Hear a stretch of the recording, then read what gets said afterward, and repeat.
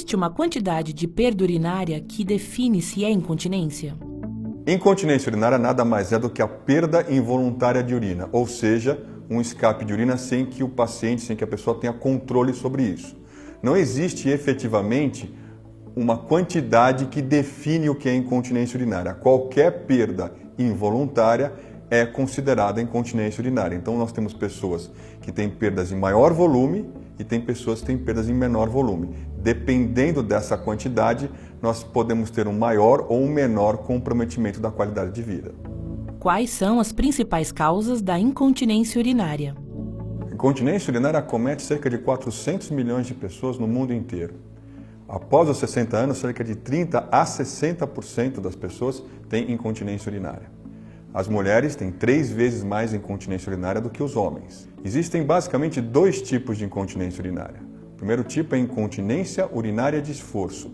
São aqueles pacientes que referem quando tossem, quando espirram, quando fazem algum tipo de esforço físico, eles têm escape de urina. E existe a incontinência urinária de urgência. São aqueles pacientes que referem que têm vontade de urinar, têm que correr para ir ao banheiro, se não forem rapidamente ao banheiro, tem perda no meio do caminho. Então essa é a incontinência de urgência. Existe, obviamente, a incontinência mista, que são os 2 casos em conjunto. Então, para cada um desses tipos de incontinência urinária, nós temos uma causa. A causa mais comum da incontinência urinária de urgência é a bexiga hiperativa, enquanto que a causa mais comum da incontinência urinária de esforço é a flacidez da musculatura que controla a urina, que nós chamamos de esfíncter urinário. Como é o tratamento? O tratamento da incontinência urinária vai depender do tipo. Se eu tenho uma incontinência urinária de urgência, a bexiga hiperativa, eu posso começar o tratamento com as medidas comportamentais. Diminuir a ingesta de café e de chá preto, controlar a quantidade de líquidos que eu tomo durante o dia, eventualmente fazer micções, ir ao banheiro em horários programados.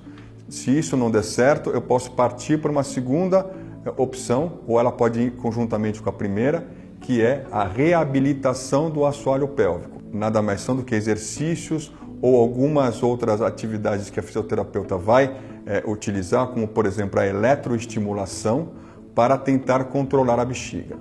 Terceira possibilidade de tratamento é o tratamento medicamentoso. O tratamento medicamentoso são algumas drogas, alguns remédios que podem também controlar a bexiga.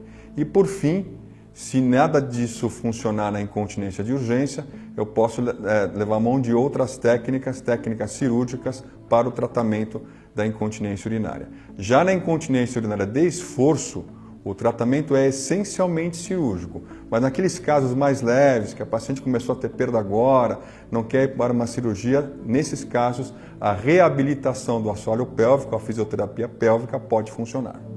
Exercícios pélvicos ajudam?